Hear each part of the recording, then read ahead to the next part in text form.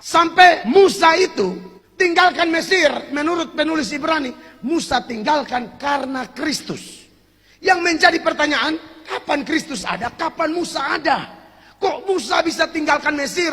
Karena Kristus. Ibrani 11 mulai ayat 23. Saya perlu tunjukkan dari ayat 23 supaya Bapak Ibu tahu ini bicara tentang Musa. Karena iman maka Musa, setelah ia lahir, disembunyikan selama 3 bulan oleh orang tuanya, karena mereka melihat bahwa anak itu elok rupanya dan mereka tidak takut akan perintah raja.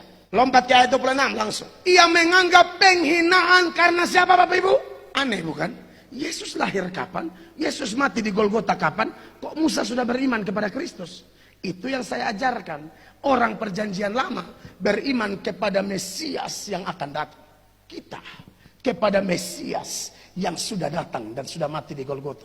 Dan kita semua ini, dari Adam sampai manusia terakhir, sedang tunggu kedatangannya yang kedua. Semua diadili sama. Percaya Yesus tidak? Makanya kalau baca Ibrani 11 ini, semua iman yang dimaksud itu iman kepada Yesus. Imannya Henok, imannya Nuh, imannya Abraham, imannya Yakub. Itu Yesus semua. Dari Ibrani 11 ayat 6, syarat mutlak nih. Ibrani 11 bagian A. Tetapi tanpa iman tidak mungkin orang berkenan kepada Allah. Dan kalau Anda baca, itu dia contohkan iman semua orang dari perjanjian lama. Berarti iman yang dimaksud iman kepada Yesus. Makanya Yesus pernah bilang, Abraham itu sudah lihat saya. Orang Yahudi tidak terima. Karena mereka tidak paham itu. Abraham itu sudah lihat saya. Sebelum Abraham jadi, aku telah ada. Makanya mereka mau lempar dia dengan batu. Yohanes pasal 8 ayat 56 dikatakan demikian. Abraham bapamu bersuka cita bahwa ia akan melihat hariku, dan ia telah melihatnya. Dan ia bersuka cita. Bayangkan Abraham lihat dari mana tuh?